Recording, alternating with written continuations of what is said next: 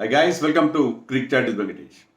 T20 world cup day 10 రోజున ఒకే ఒక మ్యాచ్ జరిగింది. Match between South Africa and Bangladesh. ఆ మ్యాచ్లో అదొక last over thriller. Just 4 runs తేడాతో గెలిచింది సౌత్ ఆఫ్రికా. ఇది వాళ్ళకి వరుసగా థర్డ్ విన్. సో ఆల్మోస్ట్ వాళ్ళ బెర్త్ కన్ఫర్మ్ అయిపోయింది సూపర్ ఎయిట్స్లో. ఎందుకంటే ఇంకొక మ్యాచ్ మాత్రం ఆడాలి వాళ్ళు. So already they have got 6 points. So అందరికంటే ఎక్కువ పాయింట్స్ సాధించిన టీమ్గా వాళ్ళ గ్రూప్లో కానీ ఓవరాల్ ఈ టోర్నమెంట్లో కానీ they are very very safe. So వాళ్ళ బర్త్ ఆల్మోస్ట్ ఖాయం అయిపోయినట్టుగానే చెప్పుకోవచ్చు. బట్ మ్యాచ్లో కాస్త డ్రామాటిక్గా జరిగింది. ఎక్కడంటే వేదిక కోర్స్ అదే న్యూయార్క్లోని నసౌ కౌంటీ ఇంటర్నేషనల్ క్రికెట్ స్టేడియం. మన ఇండియా మ్యాచ్ కూడా అక్కడే జరిగింది. సో సేమ్ లైన్స్లో మరొక లో స్కోరింగ్ థ్రిల్లర్ చూసాం. ఇండియా మ్యాచ్ మనం చూసాం. India set A target of 120 for Pakistan. ఆ 120 కొట్టే ప్రయత్నంలో వాళ్ళు 6 రన్స్ తేడాతో ఓడిపోయారు. ఇక్కడ బంగ్లాదేశ్ టీమ్ టార్గెట్ 110. ఆ 110 కూడా వాళ్ళు చేయలేక 4 రన్స్ తేడాలో ఓడిపోయారు. సో వికెట్స్ రెగ్యులర్ ఇంటర్వల్స్ పడుతూనే ఉన్నాయి. Batting was very very difficult. Stroke making was difficult. But ఒక బ్యాట్స్మెన్ మాత్రం బ్రహ్మాండంగా షైన్ అయ్యాడు. అతని పేరు కోర్స్ మనకు బాగా తెలిసిన పేరు హెన్రిక్ క్లాసన్. సన్ రైజర్స్ ఫ్యాన్స్కి బాగా నచ్చే టుకొట్పల్లి క్లాసన్. సో క్లాసన్ ఒక సూపర్ ఫైటింగ్ నాక్ ఆడాడు. 46 రన్స్. ఆ పిచ్ మీద 112 ఎంత స్ట్రైక్ రేట్ గొప్పగా లేదు, కానీ ఆ పిచ్ మీద ఆ మాత్రం రన్స్ చేయడం చాలా గొప్ప విషయం. అతనికి డేవిడ్ మిల్లర్ ఇచ్చిన సపోర్ట్, వాళ్ళిద్దరి మధ్య వచ్చిన 79 రన్స్ పార్ట్నర్షిప్, హ్యూజ్ పార్ట్నర్షిప్, అది ఆ టీంని గెలిపించిందని చెప్పాలి. Klaasen was the man of the match. Of course ఈ మ్యాచ్లో కాస్త డ్రామా చెప్పాను కదా. ఒక రూల్, పర్టికులర్లీ ఇలాంటి లో స్కోరింగ్ మ్యాచ్లు జరుగుతున్నప్పుడు కొంత ఇష్యూస్ ఉంటాయి. అలా జరుగుంటే అలాగే ఒక రూల్, ఒక ఎంసీసీ రూల్ విషయంలో, డెడ్ బాల్ విషయంలో కొంత కాంట్రవర్సీ రైజ్ అయింది. అంటే కాంట్రవర్సీ కాదు, యాక్చువల్గా రూల్ అలాగే ఉంది. ఎంపైర్స్ చేసిన తప్పేం కాదు, రూల్ అలా ఉంది. ఆ రూల్ వల్ల ఒక 4 రన్స్ మాకు మిస్ అయిపోయినాయి. ఆ 4 రన్స్ వచ్చుంటే మేము మ్యాచ్ గెలిచేవాళ్ళం, లేకపోతే మ్యాచ్ మేము సేవ్ చేసుకునే వాళ్ళం, సూపర్ ఓవర్కి వెళ్ళి ఉండేది అని చెప్పి బంగ్లాదేశ్ ఫ్యాన్స్ ఫీల్ అవుతారు, డెఫినెట్లీ ఫీల్ అవుతారు. సో అవన్నీ కూడా మనం డిస్కస్ చేద్దాం. ముందుగా మ్యాచ్ గురించి మాట్లాడదాం, తర్వాత ఆ రూల్ సంబంధించి, ఆ రూల్ గురించి నా అభిప్రాయం ఏంటో కూడా మీకు చెప్తాను.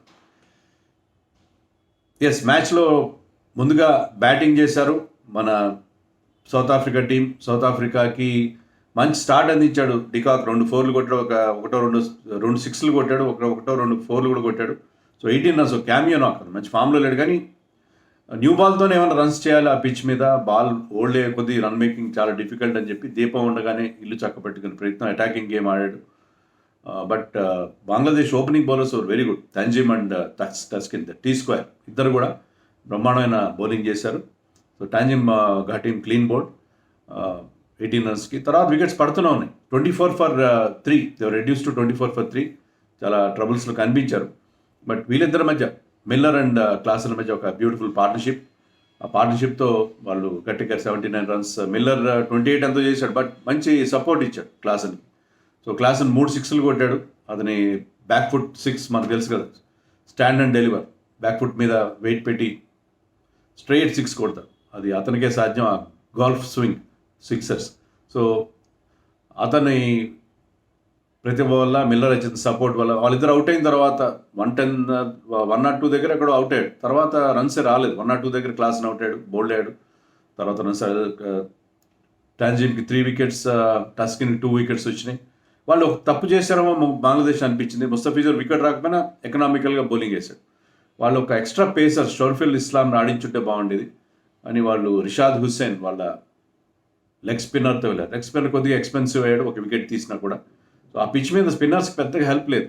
దే నీడెడ్ 4 పేస్ బౌలర్స్, కానీ 3 పేసర్స్తోనే వెళ్ళారు. Mahmudullah bowled well, but Shakib bowled well, but ఒక పేసర్ ఉంటే సిచ్యుయేషన్ డిఫరెంట్గా ఉండేదేమో అని నాకు అనిపించింది.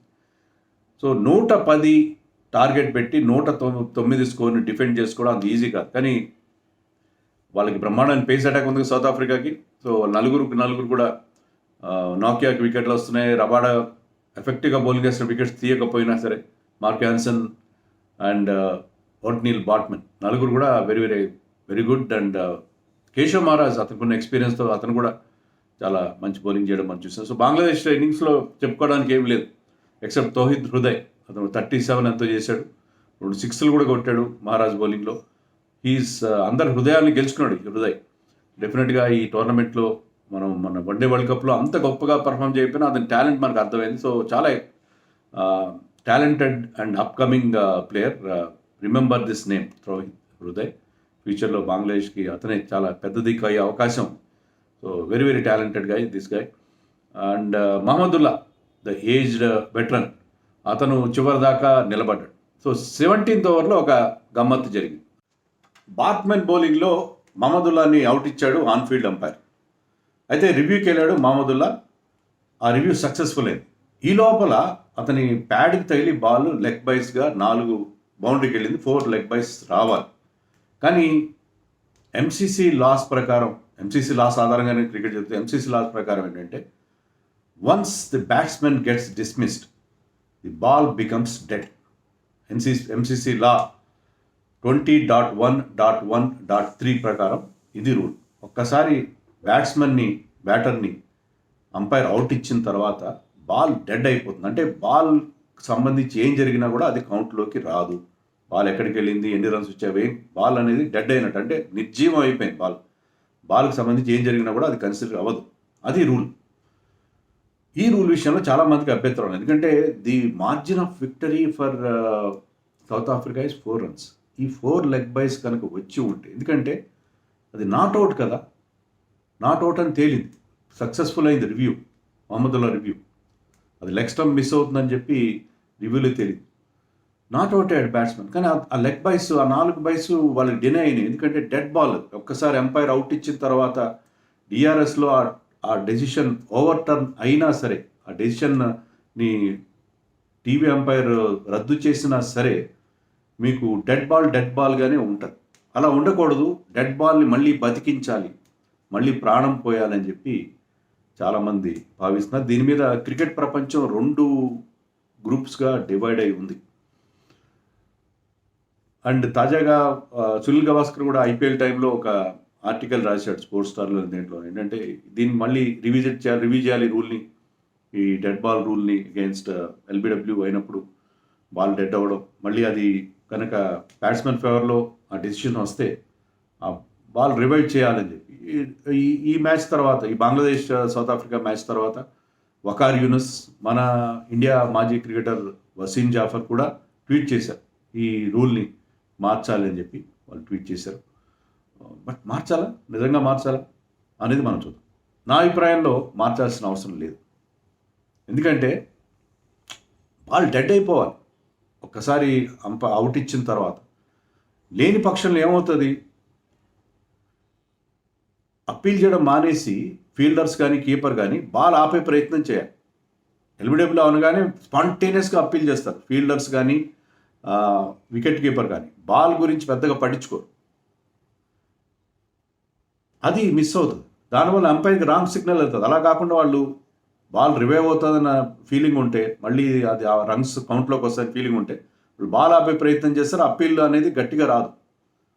అంపైర్ చాలా సందర్భాల్లో బౌలర్ కానీ ఫీల్డర్స్ కానీ ఎంత కాన్ఫిడెంట్గా అప్పీల్ చేస్తారని దాని మీదే అతని నిర్ణయం కూడా ఉంటుంది. సో కాన్ఫిడెంట్గా ఎందుకు అంత గట్టిగా అరుస్తారు, the top of their voice ఎందుకు అరుస్తారు, వాళ్ళు చాలా కాన్ఫిడెంట్గా ఉన్నారని చెప్పి అనడానికి అరుస్తారు. కానీ ఎప్పుడైతే మీరు బాల్ని ఆపే ప్రయత్నం చేస్తుంటారో మీరు అప్పీల్ సరిగ్గా చేయరు. అని ఆపే ప్రయత్నం ఎందుకు చేయాలి? ఒకసారి అంపైర్ అవుట్ ఇచ్చిన తర్వాత సెలబ్రేట్ చేసుకుంటారు, స్పాంటేనియస్గా సెలబ్రేట్ చేయాలి. అలా కాకుండా బాల్ ఆపే ప్రయత్నం చేయాలంటే దట్ ఈస్ నాట్ డన్. ఎలా కుదురుతుంది నాకు అర్థం కాదు. ఇంకోటి అంటే బాల్ డెడ్ కాలేదు అనుకున్నప్పుడు ఒకవేళ బ్యాట్స్మెన్ రన్అట్ కోసం ప్రయత్నం చేస్తారు. అతను అక్కడ ఆ సందర్భంలో రన్అట్ అయితే బాల్ రివైవ్ అయింది, ఇంకొక ఎండ్లో ఉన్న బ్యాట్స్మెన్ అప్పుడు రన్ తీసే ప్రయత్నం రన్అట్ అయ్యాడు, బాల్ డెడ్ అవ్వలేదు కాబట్టి అది కూడా గ్రే ఏరియాగా మారుతుంది. నాకు అలా అనిపిస్తుంది ఒక సిచ్యుయేషన్.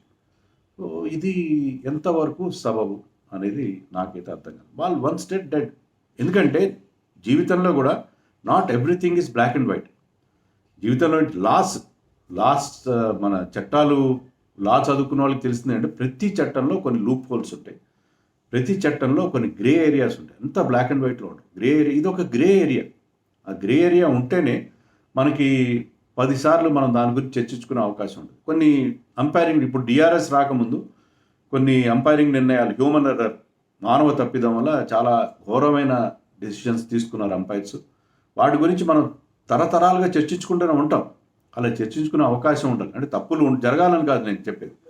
హ్యూమన్ ఎర్రర్ అనేది గ్రే ఏరియా అనేది ఉంటుంది ఖచ్చితంగా. అంతా ప్రతిదీ పక్కాగా వాటర్ టైట్గా ఉండే అవకాశం లేదు.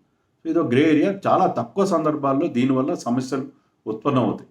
దానికోసం రూల్ మార్చేసి డెడ్ బాల్ కాదు, అవుట్ అయిన తర్వాత డెడ్ బాల్ కాదు బాల్ అంటే దానివల్ల కొత్త సమస్యలు వచ్చే అవకాశం ఉంటాయి. మనం ఊహించిన సమస్యలు కూడా వచ్చే అవకాశం ఉంటాయి.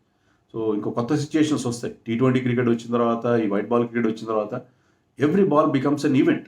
అలాంటప్పుడు రకరకాల కొత్త సమస్యలు వచ్చే అవకాశం ఉంటుంది. సో బాల్ డెడ్ కావాలి. ఏదో once in a blue moon ఇలాంటి ఒక సిచ్యుయేషన్ వస్తుంది. ఏ టీం అయితే వాళ్ళకి నష్టం జరుగుతుందో వాళ్ళు డెఫినెట్గా హర్ట్గా ఫీల్ అవుతారు. సో దీనికోసం రూల్స్ని మార్చేసేయాలని నేనైతే అనుకోను. మరి మీరేమనుకుంటున్నారు చెప్పండి. ఇంతకీ జరిగింది ఏంటంటే ఆ తర్వాత మహమ్మదుల్లా కంటిన్యూ అయ్యాడు. ఇక్కడ ఏంటంటే వాళ్ళకి బెనిఫిట్ జరిగింది. మీరు చూడండి, ఒక బెనిఫిట్ జరిగింది ఏంటంటే ఎప్పుడైతే డిఆర్ఎస్ కోసం వెళ్ళాడో అవుట్ అయిన umpire, on field umpire out ఇచ్చిన బ్యాట్స్మెన్ నాట్ అవుట్ అయ్యాడు మహమ్మదుల్లా. 20వ ఓవర్ దాకా కంటిన్యూ అయ్యాడు. దానివల్ల మీకు బెనిఫిట్ జరిగింది. మీకు ఒక బెనిఫిట్ జరిగింది, మేజర్ బెనిఫిట్ జరిగింది. బ్యాట్స్మెన్ ఎవరైతే అవుట్ అయిన బ్యాట్స్మెన్ రివైవ్ అవుతున్నాడు, కంటిన్యూ అవుతున్నాడు. మైనర్ బెనిఫిట్ ఏంటి? అప్పుడు వచ్చిన 1-2 రన్స్ లేకపోతే 4 రన్స్ మిస్ అవుతున్నాయి. మీకు మేజర్ బెనిఫిట్ కావాలి, మైనర్ బెనిఫిట్ కావాలంటే ఎట్లా? అవ్వా కావాలి, బువ్వా కావాలి. మీకు అవుట్ అయిన బ్యాట్స్మెన్ డిఆర్ఎస్ వల్ల మీకు కంటిన్యూ అవుతున్నాడు. దాన్ని you should feel happy about. మళ్ళీ అది కూడా కావాలి, ఆ రన్స్ కూడా కావాలి. You should have the cake and eat it two అంటే దట్ ఈస్ నాట్ డన్ అని నాకు అనిపిస్తుంది. సో అదే పరిస్థితి. సో మహమ్మదుల్లా కంటిన్యూ అవ్వడం వల్ల వాళ్ళకి బెనిఫిట్ జరిగింది. అది చివరిదాకా ఉన్నాడు. కానీ లాస్ట్లో కేశవ్ మహారాజ్ చేశాడు. లాస్ట్ 10 రన్స్ డిఫెండ్ చేసుకోవాలి. ఫుల్ టాస్ వేసినా కూడా మహమ్మదుల్లా కానీ టస్కిన్ కానీ దాన్ని బౌండరీలు కొట్టలేదు. మహమ్మదుల్లా ఫుల్ టాస్ని పెద్ద షాట్ కొట్టిపోయి డీప్లో క్యాచ్ ఇచ్చి అవుట్ అయిపోయాడు. మొత్తం మీద 4 రన్స్ సౌత్ ఆఫ్రికా గెలిచింది. బట్ ఈ రూల్ విషయంలో ఉన్న అంబిగ్విటీ తర్వాత గ్రే ఏరియా గురించి మీరేమనుకుంటారు నాకు కామెంట్స్ చెప్పండి.